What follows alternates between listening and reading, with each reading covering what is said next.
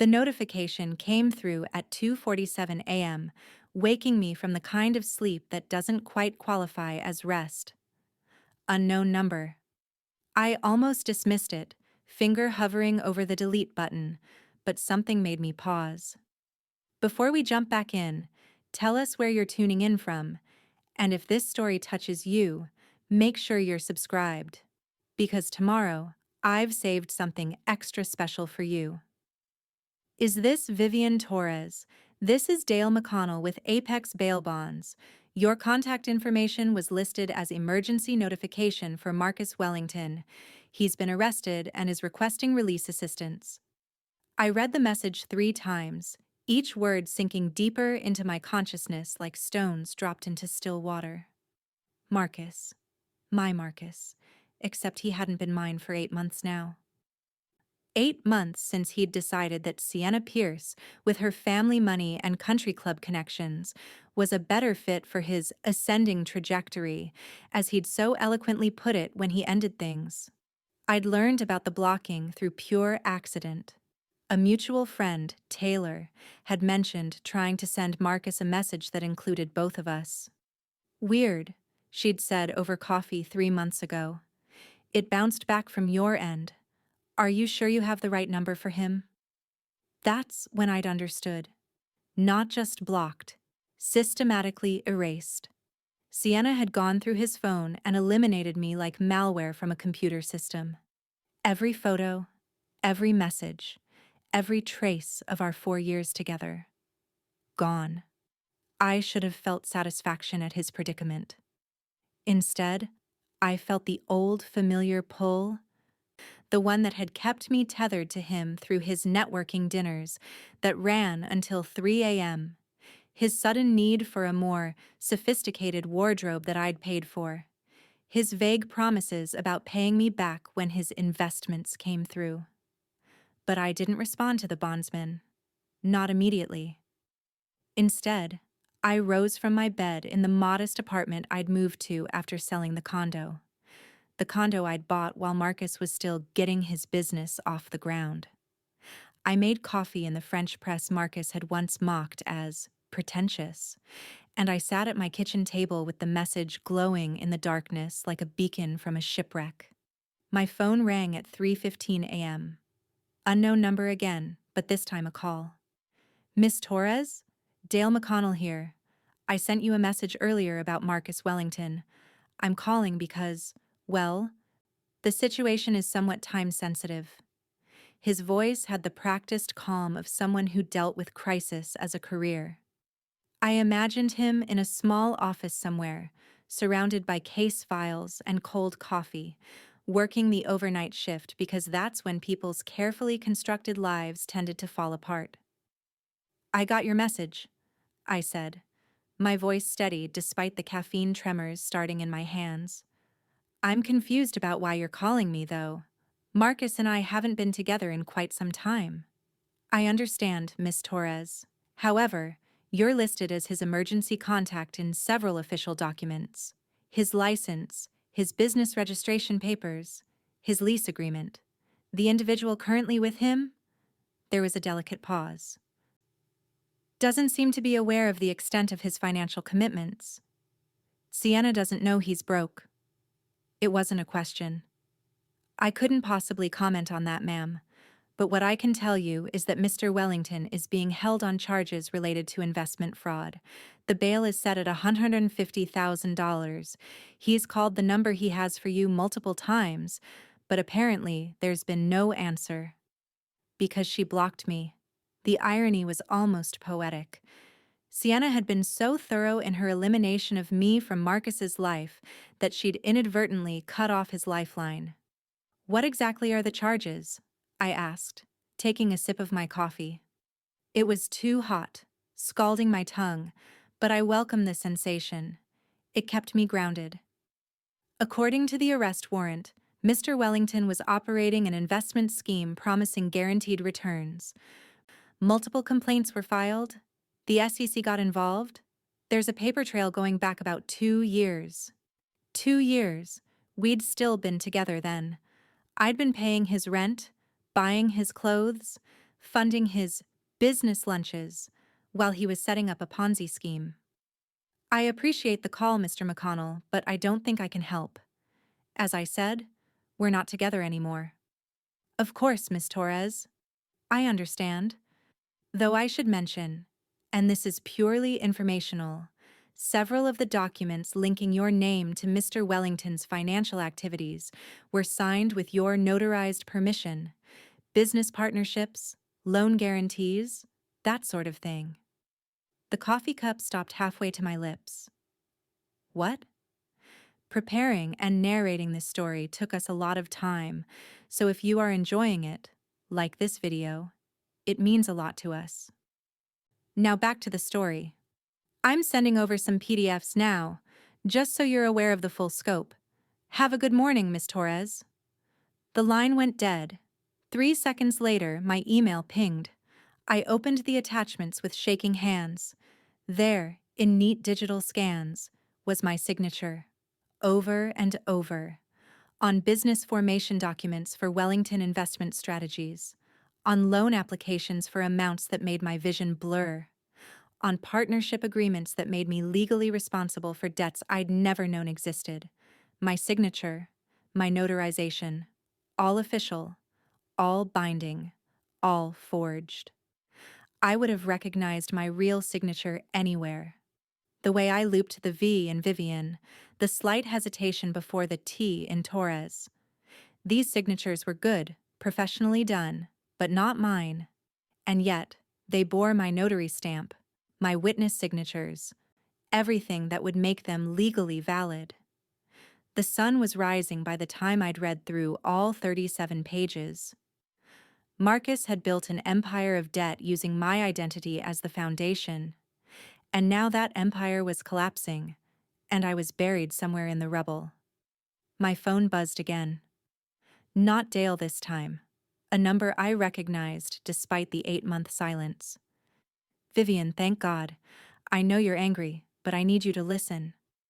Marcus's voice, that smooth baritone that had once convinced me to drain my savings account to fund his revolutionary investment opportunity. The same voice that had told me he loved me, while apparently planning to make me his financial scapegoat. How are you calling me? I asked calmly. I thought Sienna blocked my number. A pause. She doesn't know everything about my phone. I have a work line. Look, that's not important right now. Did that bondsman reach you? He did. Interesting reading, Marcus. All those documents with my signature. I can explain that. When you get me out, I'll explain everything. It was for us, Vivian. For our future. I was going to surprise you with the returns. Our future? Marcus, you broke up with me 8 months ago because I wasn't sophisticated enough for your new social circle. That was a mistake. I see that now. Sienna, she doesn't understand me like you do. She doesn't know about the real plan. Vivian, baby, you have to help me. This is all a misunderstanding. Once I get out, I can fix everything. I listened to him talk, really listened, probably for the first time in our entire relationship. I heard the desperation masquerading as confidence. I heard the manipulation dressed up as affection. I heard a man who had systematically destroyed my financial life calling me baby because he needed me to sign one more document, make one more sacrifice, save him one more time. No, I said simply. What? No. I'm not helping you, Marcus. I'm not signing anything. I'm not posting bail. I'm not riding to your rescue. Vivian, you don't understand. If you don't help me, they're going to come after you. Your name is on those documents. You're implicated in this. Documents you forged. The silence stretched between us like a wire pulled too tight. I don't know what you're talking about, he said finally, his voice harder now. Those are legitimate business documents that you signed willingly. You were my partner. You knew what we were building. Interesting? Because I'm looking at them right now, and they're dated for days when I can prove I was out of state. Conferences, family visits. All documented, all time-stamped. I heard his breathing change. Vivian, don't do anything stupid. You testify against me. You go down too. That's how these things work. Maybe. Or maybe I call my own lawyer. The one I've already scheduled a meeting with this morning. The one who specializes in identity theft and fraud. You can't. Goodbye, Marcus. I ended the call and immediately blocked the number. Then I sat in the growing morning light, surrounded by evidence of my own gullibility, and I made a decision. I wasn't going to be the woman who saved him. Not this time. But I also wasn't going to be the woman he destroyed. The law office of Patricia Keene occupied the third floor of a building that had seen better days, but the woman herself was polished steel. She listened to my story without interruption, occasionally making notes on a legal pad that looked like it had survived several decades of client confessions. "How many times did you bail him out?" Patricia asked when I'd finished, her gray eyes sharp behind rimless glasses. "Financially? Or literally?" "Let's start with financially." I'd brought documentation, bank statements, loan receipts, rent payments. 4 years of systematic depletion of my savings account, all in the name of supporting Marcus's entrepreneurial journey. Patricia flipped through the pages with practiced efficiency. "And you have nothing in writing? No promissory notes? No partnership agreements?"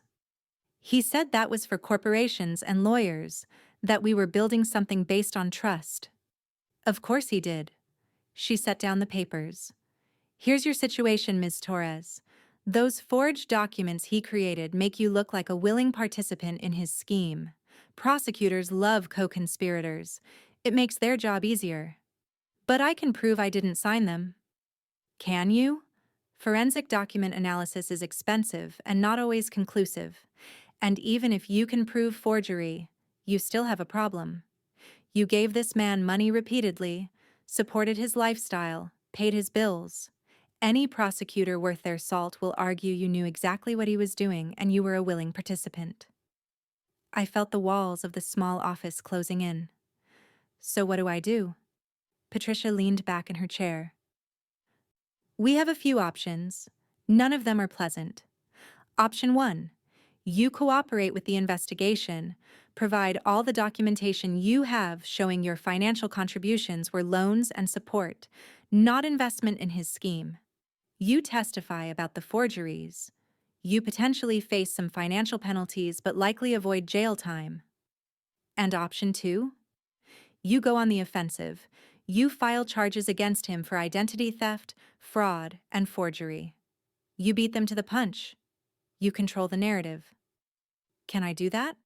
If I'm implicated in his scheme? You can if you act fast and if your story is airtight. But Ms. Torres, I have to ask you something, and I need you to be completely honest with me." I met her gaze. "Okay. Did you know? Even a little bit? Did you suspect what he was doing?" The question hung in the air like smoke. I thought about the expensive dinners Marcus could suddenly afford, the new car, the way he'd started dressing better, acting more confident. I'd thought it was success, finally arriving after years of struggle. But had I known? Had I chosen not to see? "I suspected he was cheating on me," I said finally. "I suspected he was using me for money. But this? An actual criminal enterprise? No, I didn't know that." Patricia nodded slowly. "Then we go with option 2. We file first, we file fast, and we make you the victim, not the accomplice. Because that's what you are, Ms. Torres. You're a victim. And it's time Marcus Wellington learned that victims can fight back." By noon, I'd signed more legal documents than I had in my entire life. By 2 p.m., criminal complaints had been filed with both local police and federal authorities. By 5 p.m., my story was documented, notarized, and submitted to the SEC investigator handling Marcus's case. And by 7 p.m., my phone started ringing. The first call was from a number I didn't recognize. When I answered, a woman's voice dripped with barely controlled rage. "You selfish bitch." Excuse me? This is Sienna. I don't know what kind of game you're playing, but you need to back off. Marcus made a mistake getting involved with you, and now you're trying to destroy his life because he moved on. I should have hung up. Patricia had warned me not to engage with anyone connected to Marcus's case, but something in Sienna's voice, the absolute certainty of her righteousness, ignited something in me. Sienna, the woman who blocked my number on Marcus's phone, how did you get mine? That's not important. What's important is that you're lying about Marcus to save yourself. Everyone knows you were his business partner. Everyone knows you were in on the investment strategy. And now that it's not working out, you're throwing him under the bus. The investment strategy that was actually a Ponzi scheme? It wasn't. It was legitimate business. You just didn't understand the complexity of what he was building. I laughed. I couldn't help it. Sienna, how much money have you given Marcus? Silence. Because I gave him everything. I paid his rent for 2 years. I bought his clothes. I funded his business lunches where he was probably whining and dining you. I depleted my savings, my retirement account, everything. And then he left me for someone with actual money. For you. So forgive me if I don't feel particularly charitable about the fact that he forged my signature on federal documents to commit fraud. You're lying. Marcus wouldn't what? Use people? Manipulate them? Sienna, let me ask you something. Has he borrowed money from you yet? Or is he still in the investment phase, where he's showing you the lifestyle he can't actually afford? The pause was longer this time. He said he had some temporary cash flow issues, that his accounts were tied up in investments. But it's temporary.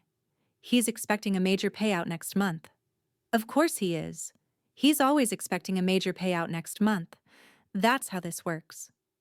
And when next month comes and there's no payout, there will be another reason, another excuse, another temporary problem that needs just a little bit more of your money to solve. You're bitter and jealous and I'm free, I interrupted. For the first time in 4 years, I'm free of Marcus Wellington and his schemes.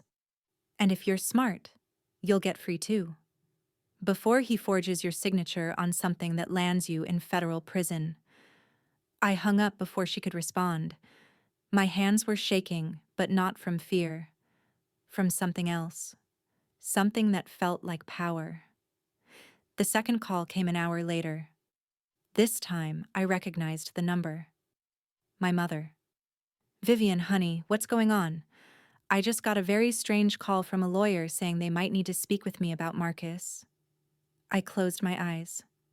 Mom, I'm sorry. I should have called you first. I explained everything.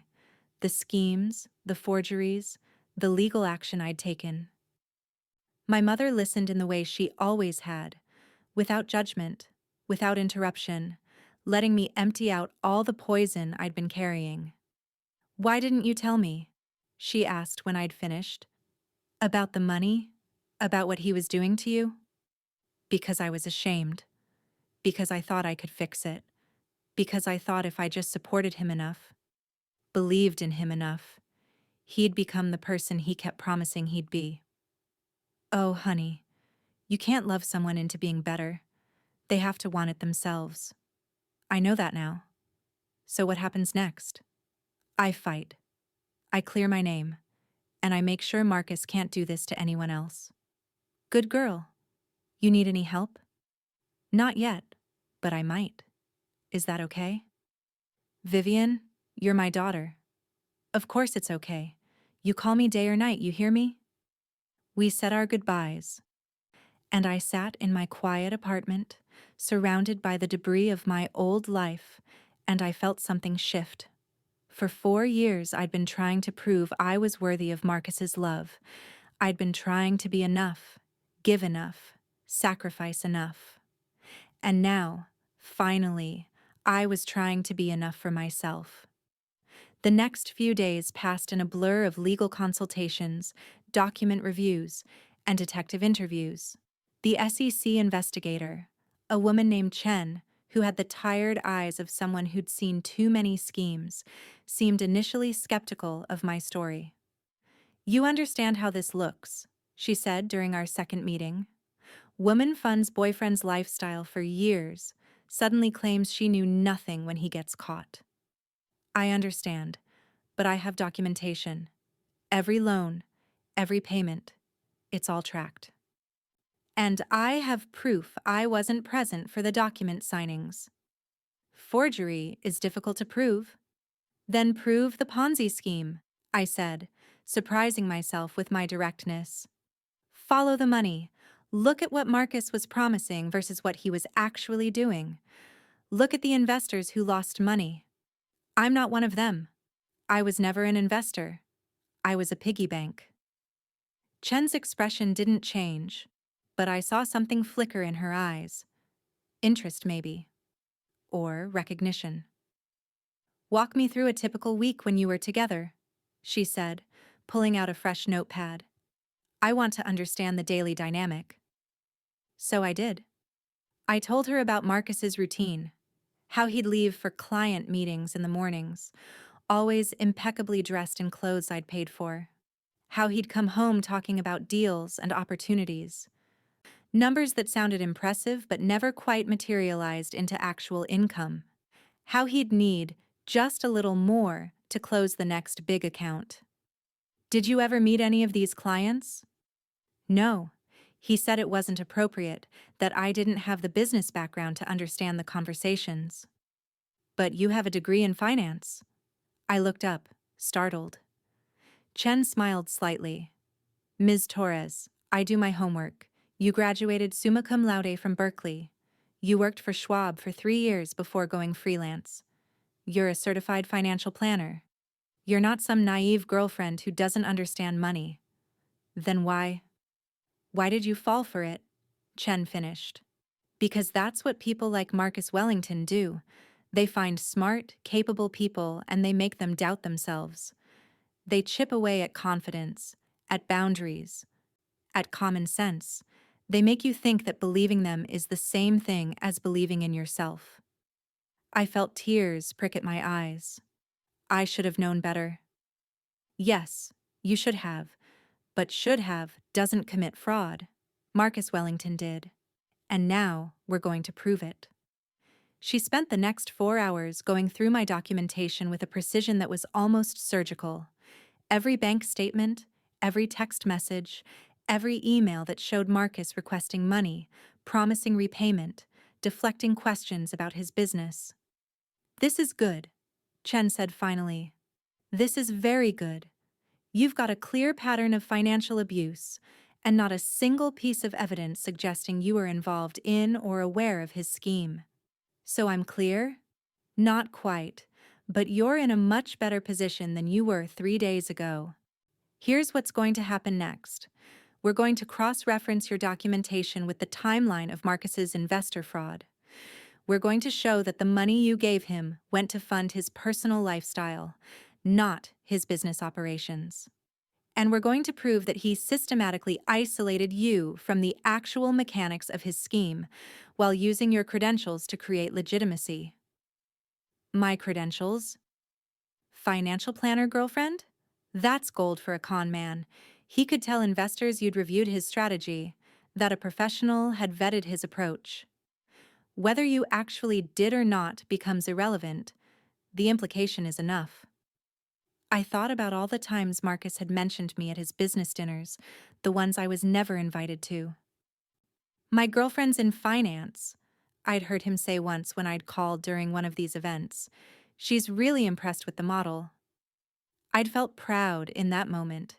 He was acknowledging me, valuing my expertise. He'd been using me as a prop. "I want to help," I told Chen. "Whatever you need, whatever I can do to make sure he doesn't do this to anyone else." "Good, because we're going to need you to testify. And Ms. Torres, I have to warn you, it's not going to be pleasant. Marcus's lawyers will try to paint you as a scorned ex-girlfriend out for revenge. They'll dig into your relationship, your finances, your personal life. They'll try to make you look foolish for believing him. Let them try, I said, and I meant it. I was foolish. I did believe him. But being foolish isn't a crime. Fraud is. Chen nodded approvingly. Work with Patricia to prepare your testimony. Document everything, no matter how small it seems. Every lie he told, every promise he broke, every time he manipulated you. We're building a case about a pattern of behavior, and you're a key witness to that pattern. As I left the federal building that afternoon, my phone buzzed with a text from an unknown number. You're making a big mistake. Last chance to fix this before you regret it. I showed it to Patricia when we met later that evening. She read it twice, then looked up at me. Forward this to Detective Chen immediately, and don't respond. You think it's Marcus? Probably. Or someone working for him. Either way, it's witness intimidation and it's illegal. Add it to the pile of charges. I did as she instructed, then sat back in her office chair.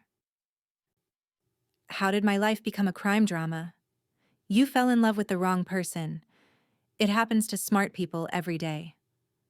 Patricia closed her laptop and looked at me seriously.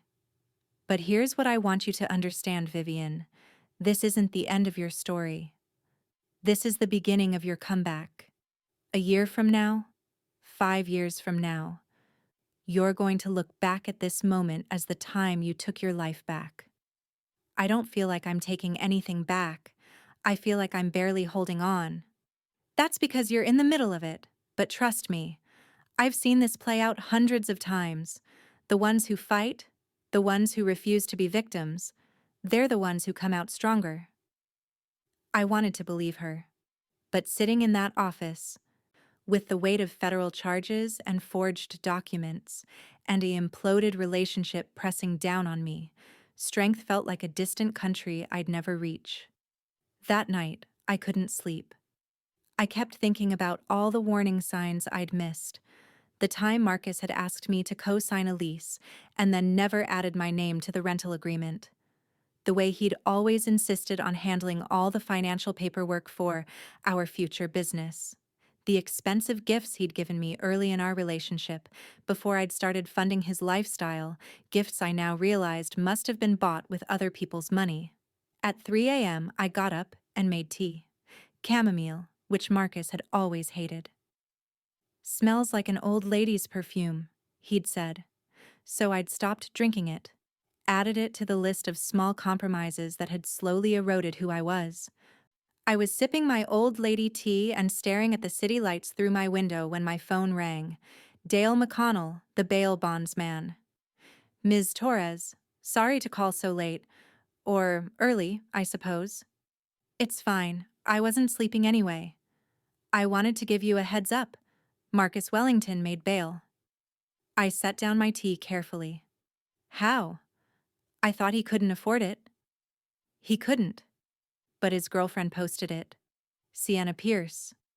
Came in with a cashier's check for the full amount.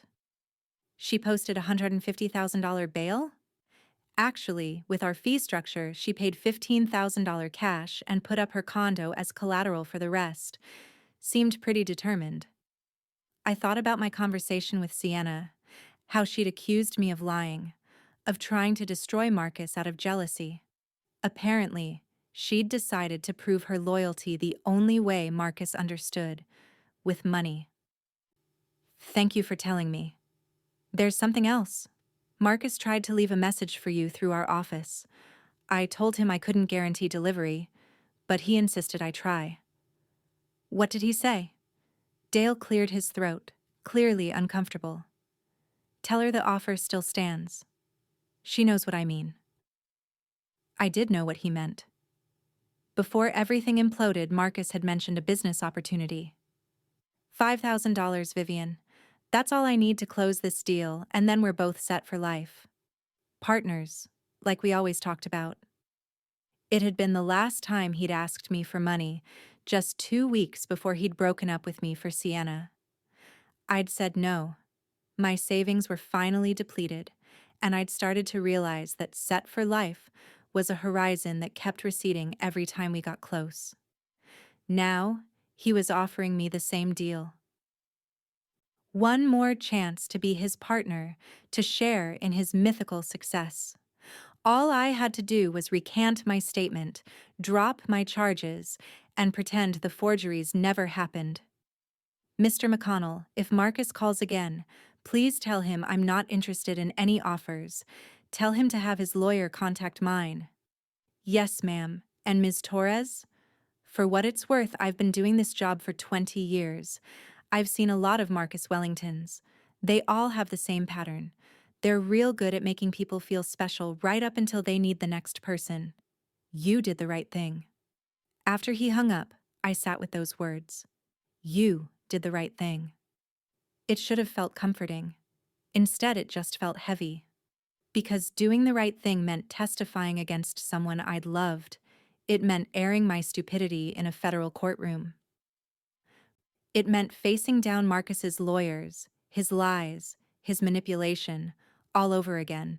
It meant being strong when I still felt broken. My phone buzzed with an email. Subject line: Preliminary Witness List, U.S. v. Wellington. I opened it, expecting to see my name. What I didn't expect was to see 43 other names. 43 other people Marcus had allegedly defrauded. I click through to the attached document. The first name on the list: Sharon Wellington, Marcus's mother. He'd stolen from his own mother. I kept reading. Teachers, retirees, a veteran on disability, people who'd trusted Marcus with their savings, their retirement funds, their children's college money, people who'd believed his promises of guaranteed returns and secure investments, people like me, except they'd lost actual money to his scheme instead of just funding his lifestyle. At the bottom of the email, a note from Detective Chen. Thought you should see this. You're not alone in this, Vivian. And you're not the one who should feel ashamed. I read through all 43 names, all 43 victim statements. Stories of trust betrayed, futures destroyed, security stolen. And I realized something. This was bigger than my broken heart. This was bigger than my depleted savings account or my forged signatures or my humiliation. This was about making sure Marcus couldn't do this to number 44. I opened my laptop and started writing. Not for the lawyers or the detectives or the prosecutors. For me. I wrote about every red flag I'd ignored, every boundary I'd let him cross, every time I'd chosen to believe him over my own instincts. I wrote until the sun came up, and when I finished, I had a 10,000-word document detailing every manipulation, every lie, every tactic Marcus had used to control me and access my resources. Then I sent it to Patricia with a simple subject line. Everything. She called me 20 minutes later. Vivian, this is incredible. This is beyond what I expected. You've documented psychological abuse, financial abuse, coercive control. This isn't just fraud testimony. This is a roadmap of how predators operate. Can you use it? Can I use it? Vivian, this is going to be the cornerstone of your testimony. You're not just a witness anymore. You're an expert on Marcus Wellington's methodology, and that makes you incredibly valuable to this case. After we hung up, I sat in the morning light streaming through my windows and I felt something I hadn't felt in 8 months. Hope. Not the desperate hope of thinking Marcus would change, or the foolish hope that I could love him into being better. This was different. This was the hope that comes from finally telling the truth, even when the truth makes you look stupid. Especially when the truth makes you look stupid. Because smart people fall for con artists, too. Successful people get manipulated. Strong people find themselves in abusive relationships. And the only way to break the pattern is to tell the story. My phone rang. Another unknown number. I almost didn't answer, but something made me pick up. Ms. Torres, this is Janet Reeves. I'm one of the other victims in the Wellington case. Detective Chen gave me your information. I hope it's okay that I'm calling. Of course. How can I help you? I just... Her voice cracked. I just needed to talk to someone who understands. Everyone keeps asking me how I could have fallen for it, how I didn't see it coming. And I don't have a good answer except that he was so convincing. He made me feel special. He made me feel like we were partners. I closed my eyes, hearing my own story in her words. You don't need to explain, I said softly. I understand exactly what you mean. You do? Janet. I funded his entire lifestyle for 4 years. I paid his rent, bought his clothes, gave him money for business expenses that apparently went straight into his scheme. And I did it because he made me believe I was investing in our future, in us. So trust me, I understand. She was crying now. I gave him my late husband's life insurance, $80,000. It was supposed to be for my retirement, and now it's gone. My heart broke for her, for me, for all 43 names on that list. It's not gone, I said firmly. The SEC is tracking every dollar. They're going to recover as much as they can. And more importantly, we're going to make sure Marcus pays for what he did. But that only happens if we all stand together. I'm scared to testify. His lawyers are already calling, trying to make deals. Don't talk to his lawyers. Only talk to your own lawyer and to Detective Chen. And Janet, you're not alone in this. None of us are. We're going to face him together. We talked for another hour, sharing stories, swapping warning signs we'd missed, building a strange sort of solidarity in our shared victimhood. When we finally hung up, I felt lighter somehow. Patricia had been right. This wasn't the end of my story. This was my comeback. And it started with 3 simple words I'd been too afraid to say for 4 years. No more, Marcus. I said them out loud to my empty apartment, and they echoed back like a promise. No more manipulation, no more excuses, no more sacrificing myself for someone who'd never valued the gift. My phone buzzed with a text from Patricia. Deposition scheduled for next week. Are you ready? I looked around my small apartment, at the life I'd built after Marcus left. It wasn't much, just a 1-bedroom in a decent neighborhood, furnished with things I'd bought myself, decorated in colors I actually liked, instead of colors that showed better for his business contacts. But it was mine. All mine. No lies, no schemes, no empty promises. I'm ready, I texted back. And for the first time in 8 months, I actually believed it. The deposition room was smaller than I'd imagined. Corporate gray walls, a long table, and Marcus sitting across from me with 2 lawyers flanking him like bodyguards. He'd lost weight. His tailored suit, probably the last one I'd paid for, hung loose on his frame. Our eyes met for the first time in 8 months. I waited for the familiar flutter in my chest, the old pull of attraction and hope. Nothing came. He was just a stranger who'd stolen my signature. Ms. Torres, Marcus's lead attorney began, a sharp-featured woman named Carlyle. You claim you had no knowledge of Mr. Wellington's business operations, is that correct? That's correct. Yet you lived with him for 3 years. You were intimate partners. You funded his lifestyle by your own admission. And you expect us to believe you never once asked what he was doing with the money? Patricia had prepared me for this. I asked constantly. He told me he was building an investment consulting business. He showed me presentations, business cards, client testimonials. Everything appeared legitimate. Appeared legitimate, Carlyle repeated, making notes. But you're a certified financial planner, Ms. Torres. Surely you reviewed his business model. He told me the details were proprietary, that showing me would violate his client's confidentiality agreements. And you accepted that? I took a breath. Yes. Because I trusted him. Because that's what you do in a relationship. You trust your partner. Marcus shifted in his seat. I kept my eyes on Carlyle. Let's talk about these signatures, she continued. sliding documents across the table. These partnership agreements, loan applications. You're claiming these aren't your signatures? They're forgeries. I can prove I wasn't present when they were allegedly signed. I have travel records, conference attendance logs, credit card statements showing I was in different cities on those dates. Or, Carlyle said smoothly, you signed them in advance, knowing Mr. Wellington would need them, and you're now claiming forgery to avoid prosecution. Why would I do that? Because hell hath no fury like a woman scorned, Ms. Torres. Mr. Wellington ended your relationship. You were upset. You saw an opportunity for revenge when his business encountered difficulties. I felt Patricia's hand on my arm, a subtle warning to stay calm. Marcus didn't end our relationship because of business difficulties.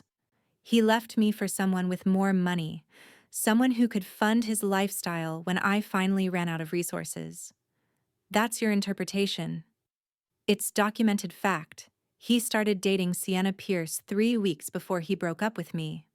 Sienna, who has a trust fund and owns a condo worth $1.2 million. I have credit card receipts showing Marcus taking her to restaurants he claimed he couldn't afford when we were together. Carlyle's expression didn't change, but I saw Marcus flinch. Let's discuss your financial contributions, she pivoted. Over 4 years, you gave Mr. Wellington approximately $180,000. That seems excessive for someone who claims they were merely supporting a struggling entrepreneur. It does seem excessive, I agreed. In hindsight, it seems insane. But that's how financial abuse works. It starts small, a few hundred for rent when he's short. Then it's business expenses, networking dinners, professional development. Each request is reasonable on its own. It's only when you step back and add it all up that you realize you've been systematically drained.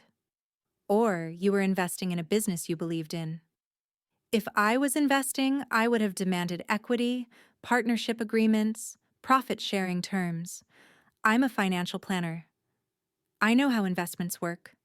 These were loans, gifts, support, not investments. Do you have documentation of these loan terms? No, because Marcus said formal agreements would complicate things when we eventually got married. Ah, yes, marriage. Were you engaged, Ms. Torres? I hesitated. Not officially. But you expected to be? He talked about our future together, our plans, what we'd do when his business took off.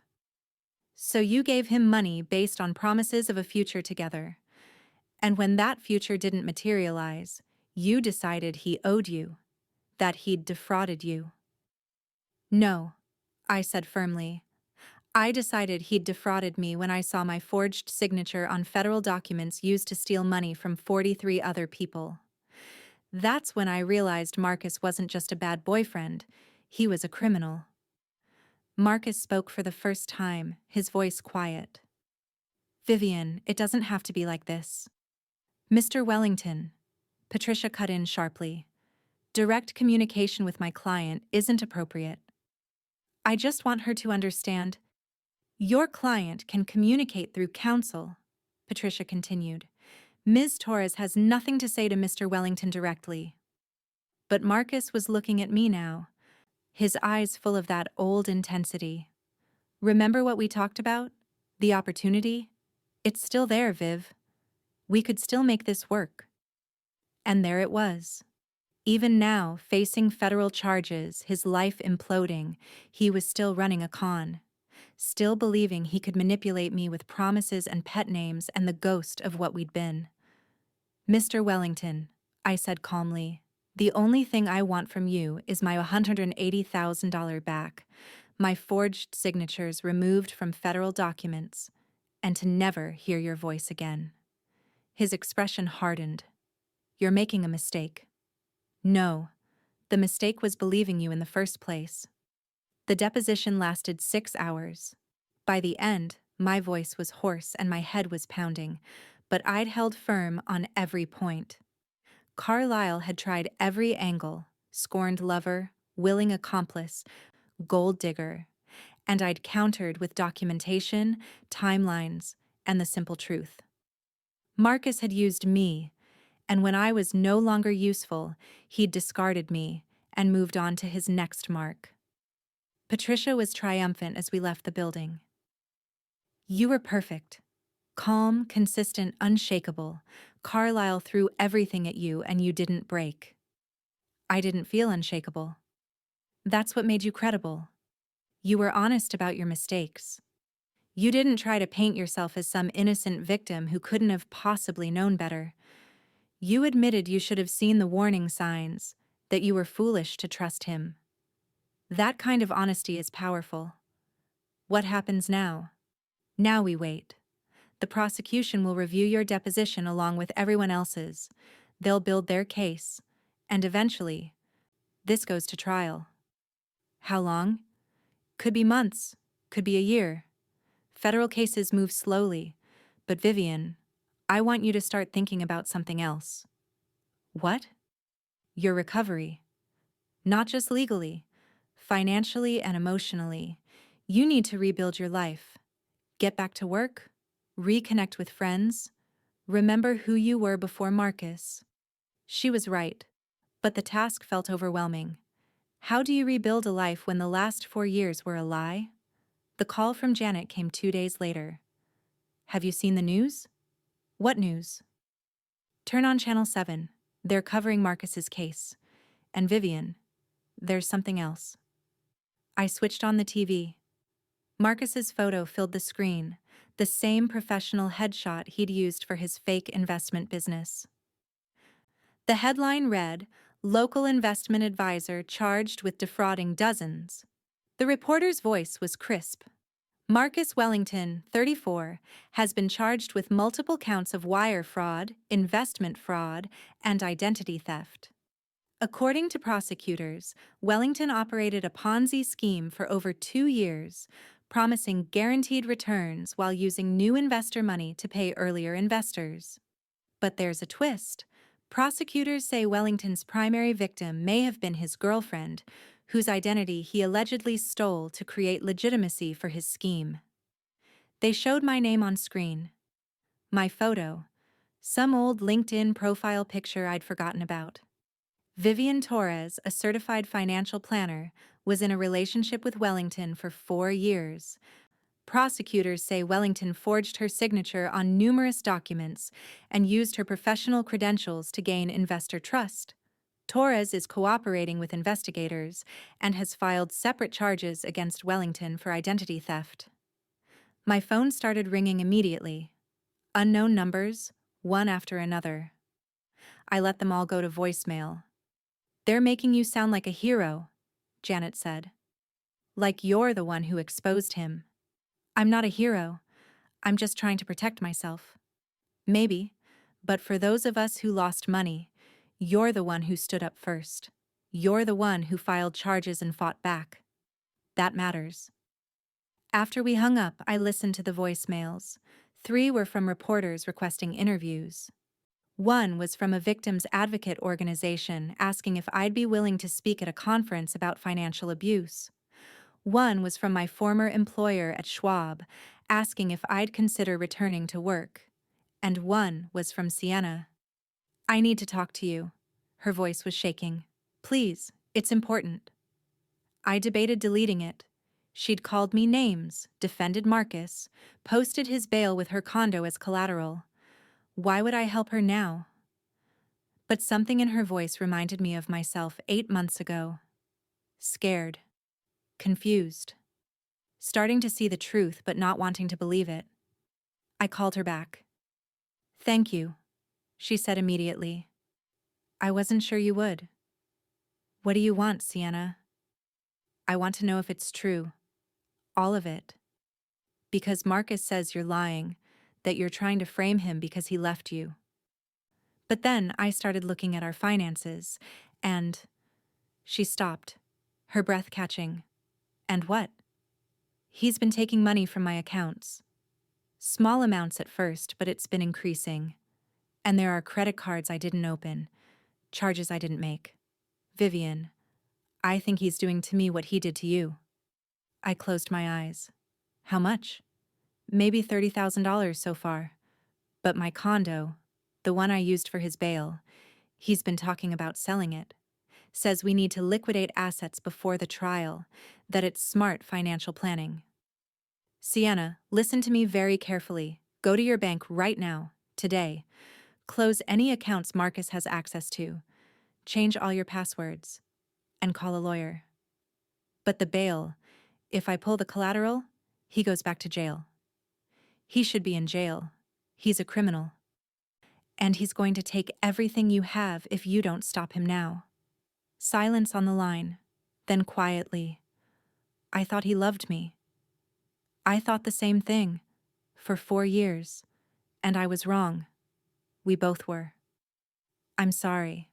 For what I said to you. For blocking your number, for everything. You tried to warn me and I didn't listen. You weren't ready to hear it. I wasn't ready to see it for a long time either. But Sienna, you need to protect yourself now, before it's too late. Will you help me? I don't know who else to ask. I should have said no. She'd been awful to me, had chosen Marcus over common sense. But I remembered Janet's words about me standing up first, about mattering to the other victims. Maybe this was part of my recovery. Not just saving myself, but helping others escape the same trap. I'll send you my lawyer's information. Tell Patricia I referred you. She'll know what to do. The trial was set for 8 months later. In that time, my life slowly began to reassemble itself. I returned to work at Schwab, taking a position in their fraud prevention department. A job that made perfect sense, given my recent education in how financial schemes operate. I started therapy, unpacking not just Marcus but the patterns that had made me vulnerable to him.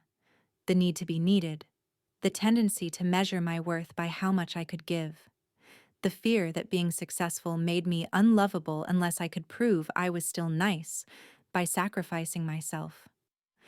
I reconnected with friends I'd neglected during the Marcus years. They welcomed me back without judgment, though a few admitted they'd been worried about me. You changed, my friend Taylor told me over coffee. You were always checking your phone, always stressed about money. You stopped doing the things you loved. We tried to say something, but you got defensive. I know, I'm sorry. Don't apologize. Just promise you'll never let someone dim your light like that again. I promised. Sienna became an unexpected ally. After pulling her bail collateral and watching Marcus get rearrested, she'd provided investigators with additional evidence of his fraud. Unauthorized credit cards, forged checks, a second phone where he'd been running additional schemes she'd known nothing about. I found messages to other women, she told me during one of our increasingly regular coffee meetings. Not romantic ones.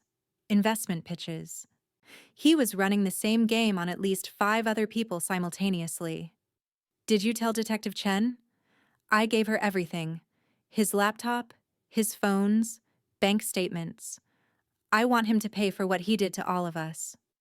We'd formed a strange friendship, bonded by shared victimhood and the determination to never be victims again. She'd started a support group for people who'd been financially abused by romantic partners. I'd spoken at the first meeting, sharing my story, watching recognition dawn on faces around the room.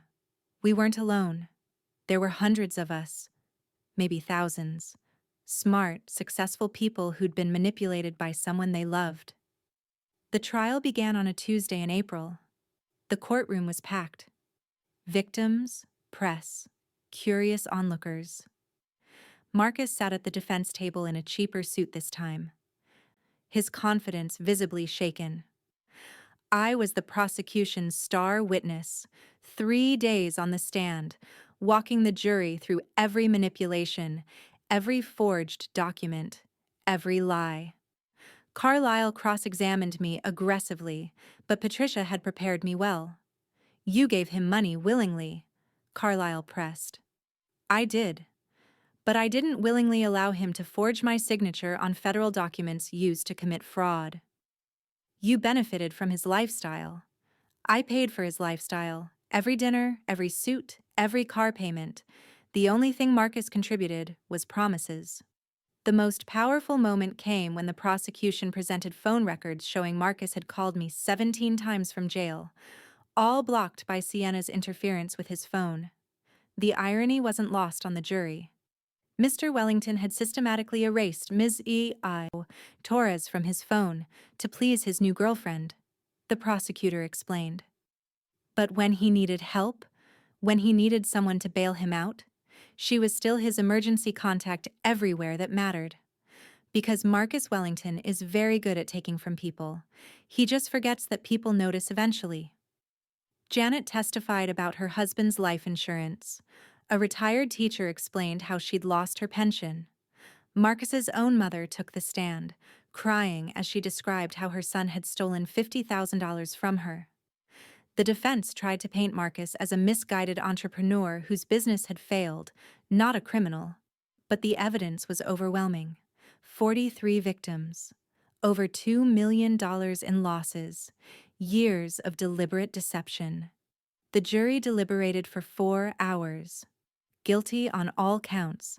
Sentencing came 6 weeks later. I sat in the gallery with Janet, Sienna, and a dozen other victims. The judge was a stern woman in her 60s, who'd clearly seen too many Marcus Wellingtons. "Mr. Wellington," she began, "you are a predator. You identify vulnerable people, and you exploit their trust for personal gain. You used your own girlfriend's identity to commit fraud. You stole from your own mother. You destroyed people's retirements, their savings, their faith in humanity."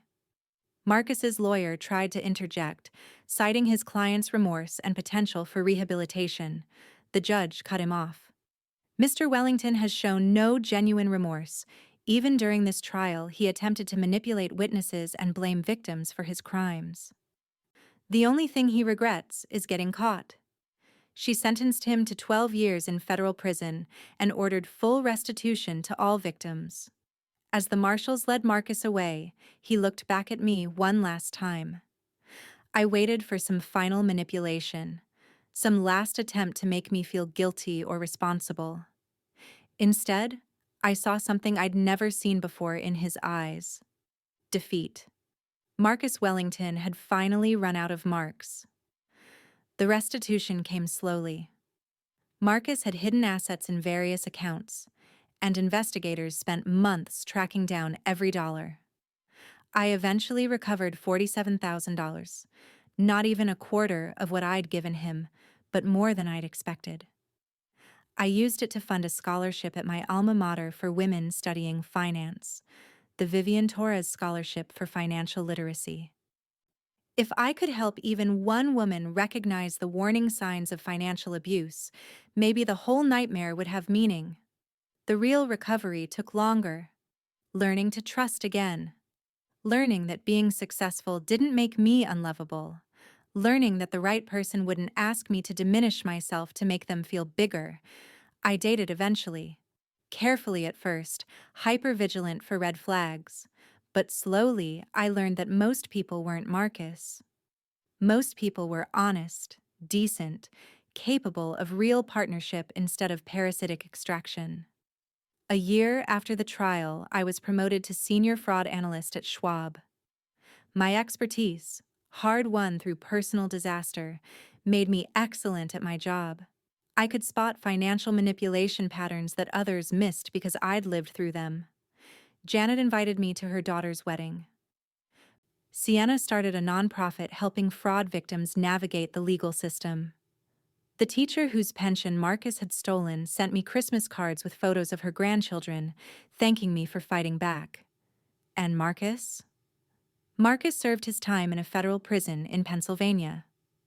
I never visited, never wrote, never thought about him, except when my work required me to identify similar predatory patterns. He was my past, but he was also my catalyst. Because sometimes you have to lose everything to figure out what actually matters. Sometimes you have to fall for the wrong person to recognize the right one. Sometimes you have to hit bottom before you can build something real. 3 years after that 2:47 a.m. text from the bail bondsman, I received a letter. Prison return address. Marcus. I almost threw it away unopened, but curiosity won. Vivian, it began. I know I don't deserve your forgiveness. I know what I did was wrong, but I want you to know that being in here has given me time to think about everything. About how I treated you, how I used you. You were the best thing in my life, and I destroyed it. I'm sorry. It continued for 3 pages. Apologies, explanations, requests for understanding. The same manipulation dressed up as rehabilitation. At the end, I get out in 9 years. Maybe we could talk then? Maybe start over? I've changed, Vivian, I promise. I read it twice. Then I pulled out my shredder and watched Marcus's promises disappear into confetti. Some people never change. They just get better at pretending. But I had changed. I'd become someone who recognized manipulation, who valued herself, who understood that love shouldn't cost everything. I'd become someone who could see a con coming from miles away, and most importantly, I'd become someone who could say no to bad relationships, to false promises, to anyone who tried to make me smaller, to make themselves bigger. That night, I went to dinner with friends. Real friends. The kind who'd stuck by me through the Marcus years even when I'd pushed them away. We laughed, we talked, we split the check evenly because that's what actual partners do. Walking home under city lights, I thought about that bail bondsman finding my number when Marcus's girlfriend had tried to erase me. I thought about how Marcus had blocked me everywhere, but kept me as his emergency contact, his backup plan, his safety net. He'd thought he was smart, keeping me tethered while moving on to better prospects. But he'd forgotten something crucial. Safety nets are only useful when you're falling, and I'd learned to fly without him. My phone buzzed. A text from a number I didn't recognize. Ms. Torres, this is Michelle Chen from the FBI's Financial Crimes Unit. We're investigating a case that has similarities to the Wellington prosecution. Would you be willing to consult? I smiled and typed back. When do you need me? Because that's who I was now. Not Marcus Wellington's victim. Not the woman who'd been stupid enough to fall for a con artist. I was the woman who'd fought back, stood up, and won. I was the expert who could help others see what I'd learned too late. I was enough, all by myself. Without diminishing, without sacrificing, without proving my worth through depletion. Marcus had tried to destroy me with his schemes. Instead, he'd accidentally shown me my own strength, and that was the sweetest revenge of all. Not his prison sentence, not the restitution, not even the satisfaction of watching his empire of lies crumble. The revenge was becoming someone who would never fall for someone like him again. The revenge was surviving. The revenge was thriving. The revenge was knowing that while Marcus sat in a cell counting down 9 more years, I was out here living a life he could never touch, never diminish, never steal. He'd blocked my number and kept me as his emergency contact, thinking he was clever. But the bail bondsman finding me wasn't about him at all. It was about the universe's perfect irony. The woman you try to erase is the same woman who becomes the architect of your downfall. And I'd built a damn good case. The end up next. You've got 2 more standout stories right on your screen. If this one hit the mark, you won't want to pass these up. Just click and check them out. And don't forget to like, subscribe, and turn on the notification bell so you don't miss any upload from us.